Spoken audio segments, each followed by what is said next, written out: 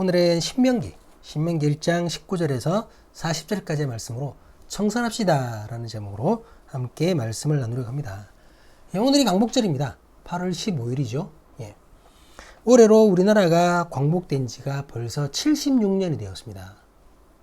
일제강점기 1910년에서 1945년까지 35년의 그 기간을 우리는 그 일제치하에 살았던 민족이었죠. 그러니까 이제 일제에게서 나라를 되찾고 그들에게 속박해 있었던 그 기간보다 2배가 넘는 시간이 이제 오늘까지 흐른 겁니다. 안타까운 것은 이렇게 꽤 긴 시간이 흘렀음에도 불구하고 우리는 그때의 아픔을 완전하게 해결하지 못했다는 것입니다. 그리고 그것으로 인해 여전히 많은 사람들이 아픔과 슬픔에 눈물을 흘리고 있습니다. 위안부에 끌려갔던 어린 소녀들은 어느새 백발의 노인이 되어버렸습니다. 지금도 매주 수요일이면 일본 대사관 앞에서 그들의 진정한 사과를 받기 위해 힘겨운 전쟁을 벌이고 있습니다. PPT 한번 넘겨주실 텐데요. 작년이랑 올해 같은 경우는 그 4장을 차례로 좀 넘겨주세요. 코로나였잖아요. 그렇다 보니까 마스크를 쓰고 이렇게 집회를 하셨습니다. 그리고 또 인원이 너무 많이 모이면 위험하니까 인원까지도 제약하면서 그러니까 최대한 방역 규칙을 지키면서 이 수요 집회가 끊어지지 않도록 계속해서 지금까지 이어왔다는 것이죠. 이런 상황에서도 그동안 우리 정부는 위안부 문제에 대해서 속 시원하게 그 임팩트 있는 해결책을 전혀 내놓지 못했습니다. 1965년 군사 독재 시절 박정희의 주도하에 당시 여당이었던 그 공화당의 1년 예산의 3분의 1을 일본이 제공하는 조건으로 위안부에 대한 한일 협정이 맺어지는 어처구니 없는 일이 벌어졌습니다. 그러니까 실제 피해자들과는 상관없이 공화당 1년 예산을 받기 위해서 한일 협정을 맺었다는 거죠. 그 일을 빌미로 일본은 지금까지도 계속해서 보상은 다 했다라고 주장하고 있습니다. 보상을 했다라는 거죠. 자기들 입장에서는. 그러다가 50년 뒤인 2015년에 그 박정희의 딸이 10억 엔이라는 돈을 받고는 한일 위안부 합의를 자기 마음대로 또 해버립니다. 다시 해버립니다. 정확하게는 최 누군가가 이제 시켜서 한 일이겠지만 어쨌든 그렇게 돼버렸습니다. 그때 일본은 최종적이며 불가역적이라는 표현까지 써가면서 더 이상 위안부 문제를 가지고 보상 내지는 사과 웃는 말라고 되려 우리나라를 향해 경고했습니다. 이제 끝이라는 거죠. 여전히 일본은 독도를 다케시마라고 부르고 있으며 이런 자신들의 주장에 대해 세계를 향해 광고하고 있습니다. 우리 얼마 전에 끝났던 도쿄올림픽, 그 도쿄올림픽에서도 일본은 성화봉송 지도에 넌지시 독도를 자기들 땅처럼 광고하였습니다. PPT가 보이실 텐데요. 아마 작아서 잘 안 보이실 텐데 빨갛게 동그라미가 되어 있죠. 그 부분이 독도입니다, 여러분. 그러니까 자기 나라 성화봉송 지도를 이렇게 그리면서 자기 나라 지도를 알렸는데 거기에 독도를 넣은 겁니다. 자기들 땅이라고. 하지만 정부는 이에 대해서도 확실한 방안을 제시하지 못하고 있습니다. 오히려 지금까지 민간 주도하에 독도가 한국 땅이라는 사실이 광고되며 세계를 향해 선전되고 있을 겁니다. 민간이 주도했다라는 거죠. 민간이. 왜 이런 것일까요? 우리가 깊이 고민해야 할 부분이 있습니다. 그것은 자신과 자기 가족만의 안위를 위해서 친일을 선택했던 사람들, 그것으로 우리의 독립을 더욱 늦춰버린 매국노들, 그들이 여전히 이 땅에서 잘 먹고 잘 살고 있다는 사실입니다. 그냥 잘 먹고 잘 사는 것이 아니라 대한민국 상위 1%의 대부분이 그들이고 그들이 우선입니다. 2010년 발간된 친일 인명사전을 읽다 보면 혈압이 치솟을 정도입니다. 친일 행각으로 비겁하게 도둑질했던 그 할아버지의 재산을 다시 찾겠다고 소송을 걸고 있는 그 친일 매국노의 자손들을 보면 제정신인가 싶은 생각이 들 정도입니다. 아무리 그 나물에 그 밥이라지만 미치지 않고서야 어찌 그럴 수 있는지 저로서는 도저히 이해가 되지 않습니다. 우리는 해방 후에 친일 청산을 제대로 하지 못했습니다. 해방 직후에 끝장날 것만 같았던 친일 매국노들이었습니다. 그런데 이승만 정권이 그들에게 면죄부를 줘버렸습니다. 거기다가 미국이 친일파를 관리로 중용하게 됩니다. 그래서 그들이 계속해서 한국의 모든 행정을 담당하는 어처구니 없는 상황이 벌어진 것입니다. 그러다가 친일파가 대통령까지 되는 이상한 사태가 벌어지고 만 것입니다. 해방 후 오늘까지 대한민국에서는 친일을 했던 사람들, 그리고 그 후손들이 더 잘 먹고 더 잘 살고 더 대접받고 살고 있습니다. 진정으로 희한한 나라죠. 이 모두가 해방 후 친일 청산을 제대로 못한 것이 그 원인입니다. 친일파들이 계속해서 행정을 장악했기 때문입니다. 그들이 여전히 관료인데 자기들이 자기들을 죽이는 일을 하겠습니까? 우리는 이렇게 친일 청산을 제대로 하지 못한 후유증을 앞으로 얼마나 더 오랜 시간 겪어야 할지 알 수 없습니다. 아마 우리가 예상하는 것보다 훨씬 더 많은 시간이 걸릴지 모릅니다. 아니 어쩌면 영원히 친일 청산은 이루어지지 못할 수도 있습니다. 왜? 친일의 권력은 계속해서 그들의 후손에게 되물림되고 있기 때문입니다. 지금도. 오늘 본문은 배신자를 청산하시는 하나님의 모습이 그려집니다. 친일파는 나라와 민족을 배신한 자들입니다. 본문에서는 하나님을 배신한 자들이 등장합니다. 하나님께서는 당신을 배신한 자들을 과감하게 청산하십니다. 그리고 새로운 이스라엘을 세우시기에 이릅니다. 이런 하나님의 모습을 묵상하면서 오늘 많은 깨달음이 있기를 간절히 기도합니다. 놀라운 기적과 능력으로 하나님께서는 400년 동안 애굽에서 노예로 살았던 이스라엘 민족을 이끌어내십니다. 그리고 마침내 이스라엘 민족은 하나님께서 약속하신 젖과 꿀이 흐르는 가나안 땅 맞은편에 이르게 됩니다. 하나님께서는 가나안 땅 앞에 도착한 이스라엘 민족을 향해 이렇게 말씀하십니다. 본문 21절 말씀입니다. 함께 읽으시겠습니다. 너희는 하나님 여호와께 이 땅을 너희 앞에 두셨은즉 너희 조상의 하나님 여호와께서 너희에게 이르신 대로 올라가서 차지하라. 두려워하지 말라. 주저하지 말라 한즉 곧바로 가나안을 향해 나아가라고 말씀하시는 겁니다. 아까 우리가 일본 지도도 봤으니까 PPT로 가나안 지도도 잠시 보시고 확인하면 좋겠습니다. 지금 지도로 나오는 이 땅을 주시겠다고 하셨습니다. 주겠다고 약속했으니 두려워 말고 주저하지 말고 당장 가서 차지하라는 겁니다. 그런데 이스라엘은 하나님의 말씀대로 바로 가나안을 향해 나아가지 않았습니다. 안 나갔습니다. 본문 22절을 같이 보시도록 하겠습니다. 너희가 다 내 앞으로 나와 말하기를 우리가 사람을 우리보다 먼저 보내어 우리를 위하여 그 땅을 정탐하고 어느 길로 가야 할 것과 어느 성읍으로 들어가야 할 것을 우리에게 알리게 하자 하기에. 하나님께서 두려워 말라고 했는데 이스라엘 민족은 두려워하고 있습니다. 그래서 그 두려움에 대한 보호책을 생각하고 실행합니다. 정탐꾼을 먼저 보내겠다는 거죠. 무섭다 이겁니다. 그러니 정탐꾼을 보내서 저쪽 상황이 어떠한지를 살펴보겠다는 거예요. 하나님을 믿지 않고 하나님을 신뢰하지 못하는 명백한 불순종이죠. 불순종입니다. 여러분.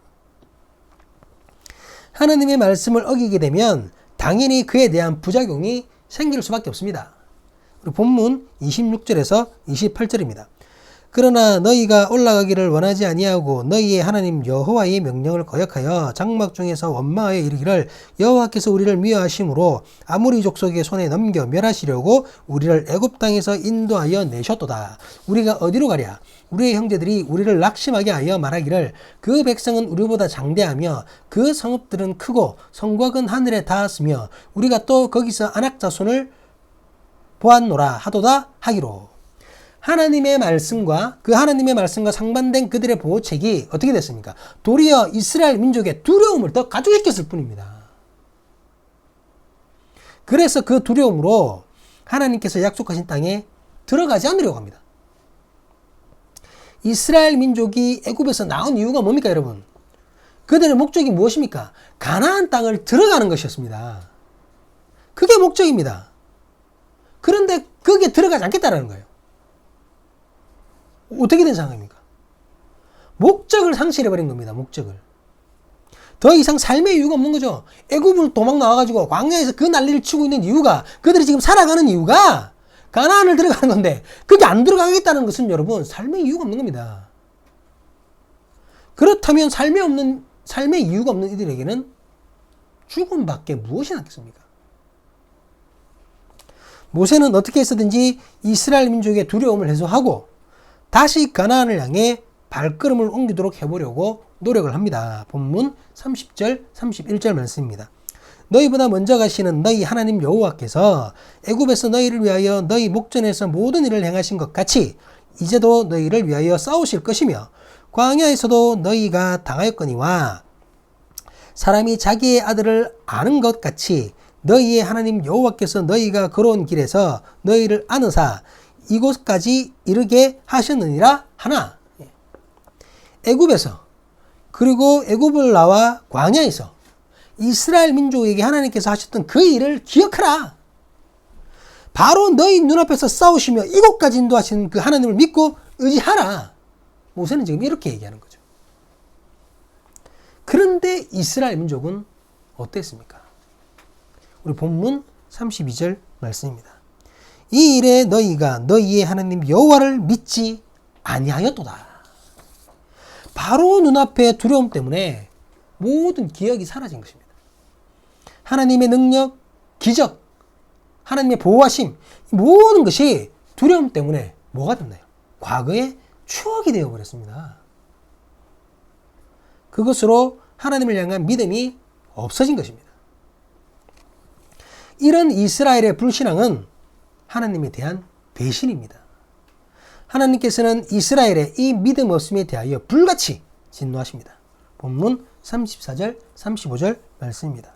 여호와께서 너희의 말소리를 들으시고 노하사 맹세하여 이르시되 이 악한 세대 사람들 중에는 내가 그들의 조상에게 주기로 맹세한 좋은 땅을 볼 자가 하나도 없으리라. 하나님의 놀라운 능력을 체험하고도 여전히 인간을 더 두려워하고 있는 이스라엘 민족입니다. 하나님께서는 이렇게 당신을 신뢰하지 못하는 이들을 약속의 대상에서 제외해버렸습니다. 이 사람들은 가나안에 들어가 봤자 똑같을 것이기 때문입니다.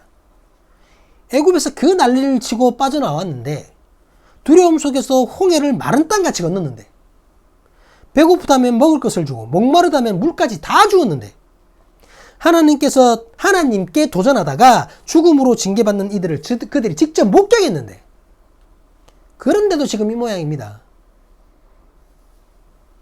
이런 사람들이 또 한 번 하나님의 능력으로 가나안에 들어간다 한들 그 안에서 무슨 변화가 있겠습니까? 여러분? 또 조금만 힘들면 또 배신할 텐데. 그래서 오직 하나님을 끝까지 신뢰했던 여호수아와 갈렙을 제외한 모든 이스라엘 민족이 하나님의 약속의 땅 가나안 땅에 들어가지 못하게 하신 것입니다. 모세마저도 가나안을 들어가지 못했죠. 그것은 모세가 하나님 앞에서 격분한 이유도 있지만 무엇보다 이 민족의 인도자로서 모세가 인도자잖아요. 마지막을 그들과 함께하게 하기 위해서 하나님께서 그렇게 조치를 취한 것이 아닌가 저는 그렇게 생각합니다. 그러면서 하나님은 이렇게 말씀하십니다. 본문 39절입니다. 또 너희가 사로잡히리라 하던 너희의 아이들과 당시의 선악을 분별하지 못했던 너희의 자녀들도 그리로 들어갈 것이라. 내가 그 땅을 그들에게 주어 사업이 되게 하리라. 이제 믿음 없는 이스라엘에게는 약속의 땅은 물 건너갔습니다. 대신 그 당시까지 선악을 분별하지 못했던 아이들, 즉 출애굽 2세대들에게 약속의 땅을 산업으로 주실 것이라고 말씀하십니다. 그들로 하여금 여호수아, 갈렙과 함께 새로운 이스라엘, 새로운 하나님의 백성, 새로운 이스라엘을 이루려고 하시는 것입니다. 썩어 빠진 신앙을 가진 구 세대들을 철저히 배제하시면서 새로운 세대와 더불어 온전한 하나님의 나라를 이루시겠다고 말씀하신 것입니다. 완벽하게 물갈이를 하시겠다는 거죠. 하나님을 배신한 이들을 철저하게 청산하겠다는 하나님의 의지입니다. 그래서 하나님은 청산의 방법을 이렇게 제시합니다. 본문 40절입니다. 너희는 방향을 돌려 홍해 길을 따라 광야로 들어갈지니라 하시매. 이스라엘 민족이 무서워서 가나안에 못 들어가겠다고 하니까 들어가지 말라고 하시는 거예요. 그럼 들어가지 마. 다시 발걸음을 돌려 광야를 향해 가라는 것입니다. 이렇게 이스라엘 민족은 가나안에 들어가지도 못하고 다시 애굽으로 돌아갈 수도 없이 그저 광야에 머무르게 되었습니다. 그리고 그 시간 무려 38년이라는 시간이었습니다. 우리나라가 일제에게 나라를 빼앗겼던 시간보다 3년이나 더 긴 시간을 방황하게 된 것입니다. 하나님은 광야에서 38년의 시간을 통해 하나님을 배신한 자들을 철저하게 청산하셨습니다. 결코 짧은 시간이 아니지만 인내하시면서 그만큼 철저하고 완벽하게 불신을 없애신 것입니다. 문제를 빨리 해결하는 것이 중요한 것이 아닙니다. 완벽하게 빠짐없이 해결하는 것이 훨씬 중요하고 그것이 맞는 방법입니다. 그리고 이 38년 동안 배신자를 청산하는 일만 하고 계셨던 것이 아닙니다. 청산의 시간은 동시에 다음 세대를 위한 훈련의 시간이기도 했습니다. 광야 2세대는 광야 1세대가 가나안에 들어가지 못한 채 광야에서 방황하는 모습을 바로 옆에서 보았습니다. 그리고 그들이 그곳에서 죽어가는 것을 보았습니다. 그러면서 하나님을 향한 불신이 어떠한 결과를 가져오게 되는지를 철저하게 배우게 되었던 것입니다. 하나님께서는 이렇게 가나안에 세우실 선민의 나라를 위해 오랜 시간 인내하며 철저하게 배신자를 청산하시면서 다음 세대를 훈련하는 시간을 가지셨던 것입니다. 말씀을 마무리하겠습니다. 하나님의 뜻이 확실하다면 그리고 명령하셨다면 그것으로 모든 준비는 끝난 것입니다. 그 어떤 것으로도 강하신 하나님의 의지를 꺾을 수는 없습니다. 인간의 대책이나 보호막, 방어책 이런 것들이 전혀 필요하지 않다는 말이 아닙니다. 그게 헛수고라는 얘기가 아니에요. 인간의 대책이나 보호막 그런 것들이 하나님의 뜻과 반하여 이루어진다면 하나님의 뜻이 아닌데 이루어진다면 그것은 하나님을 향한 불신을 나타낼 뿐이라는 겁니다. 이해가 되시죠? 하나님의 뜻을 품은 사람은 하나님의 뜻에 따라 용기 있게 나아가야 합니다. 하나님의 뜻에 반하는 어설픈 인간의 지혜는 오히려 나를 더 악하게 할 뿐, 나를 더 두렵게 할 뿐, 나를 더 약하게 할 뿐입니다. 나를 더 겁쟁이로 만들 뿐이라는 거죠. 하나님의 확실한 약속에도 불구하고 인간적인 두려움을 이기지 못할 때 당연히 그는 이스라엘 광야 1세대처럼 약속의 대상에서 제외될 것입니다. 이스라엘 광야 1세대는 그들이 원망하며 떠들었던 그 모습 그대로 되어버렸습니다. 광야에서 죽는 것이 더 낫겠다고 끊임없이 소리쳤잖아요. 결국 진짜 광야에서 다 죽어버렸습니다. 그러는 사이 새로운 세대 광야의 2세대는 하나님의 훈련과 가르침 아래 가나안에 새롭게 세워질 나라를 위해 준비되고 있었던 것입니다. 이것이 하나님의 방법입니다. 하나님의 나라를 먼저 세우시고 그 다음 이것저것 가려내고 분별하는 것이 아닙니다. 먼저 가려내십니다. 불신자를 배제하십니다. 배신자를 청산하십니다. 조금 늦더라도 죄를 먼저 정결케 하셨습니다. 그리고 그와 동시에 미래를 준비하시는 겁니다. 그렇게 준비된 미래의 세대와 함께 약속의 땅에서 새로운 나라가 세워지는 겁니다. 이것은 지금 우리가 기다리는 예수님의 재림, 다가올 하나님 나라도 마찬가지지 않습니까? 예수님이 먼저 우리의 죄를 청산하신 것입니다. 그 다음에 다시 오시고 끝까지 믿음을 지킨 우리가 그 나라의 백성으로 들어가는 것 아닙니까? 어설프게 부린 친일 청산이 얼마나 위험한지를 우리는 지난 70년이 넘는 시간을 통해 너무나도 잘 깨닫고 있습니다. 짧은 시간 동안 자신의 통치 기반을 다지기 위해 친일 청산 단체였던 반민특위를 해체해버린 이승만의 실수가 얼마나 뼈아픈 잘못인지를 우리는 오늘도 느껴야 합니다. 그것으로 우리는 나라를 빼앗겼던 기간에 2배가 넘는 시간이 흘렀음에도 여전히 친일파 자손은 3대가 잘 살고 독립운동가의 자손은 3대가 굶어 죽는다는 웃기지도 않는 소리가 현실이라는 것에 분노하고 있습니다. 하나님께 이 나라를 버리지 마시라고 개인적으로 2008년부터 계속해서 기도하고 있습니다. 제발 이 나라에 나라와 민족을 사랑하는 참된 지도자를 세우시기를 기도합니다. 대통령이 바뀔 때마다 친일 정상과 관련된 여러 정책을 내어놓지만 국민들의 생각과는 그 간격이 너무나 컸습니다. 지금의 대통령은 그 친일 청산의 강력한 의지를 보이며 시작했습니다. 참 반가웠었죠. 하지만 정권 말기에 들어서 여러 가지 이유로 그 동력이 힘을 잃은 것 같아서 너무나 안타깝습니다. 저항이 만만치 않았잖아요. 새로운 대통령 선거가 몇 달 남짓 남았습니다.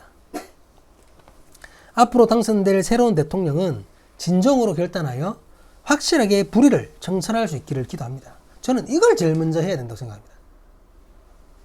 그로 인해 배신자가 너무나도 당당한 뒤가 찬 이 상황이 이 나라에서 반복되지 않기를 주님께 기도합니다. 배신자들이 더 잘 살고 신의를 지키며 정의롭게 사는 것이 바보가 되어버리는 이 이상한 나라가 온전히 바뀌기를 주님의 이름으로 기도합니다. 이 땅에서 오래 걸린다 하더라도 철저하게 친일이 청산되기를 주님의 이름으로 간절히 기도합니다. 그러면서 친일파와 결코 무관할 수 없는 한국교회, 이 한국교회가 주님의 말씀으로 정신 차리기를 기도합니다. 정신 차리고 진정으로 소금의 맛을 내며 빛으로 정의를 보일 수 있기를 주님의 이름으로 기도합니다. 이 일에 저와 여러분이 참된 하나님의 사람들이 함께 할 수 있기를 주님의 이름으로 간절히 간구합니다. 기도하시겠습니다.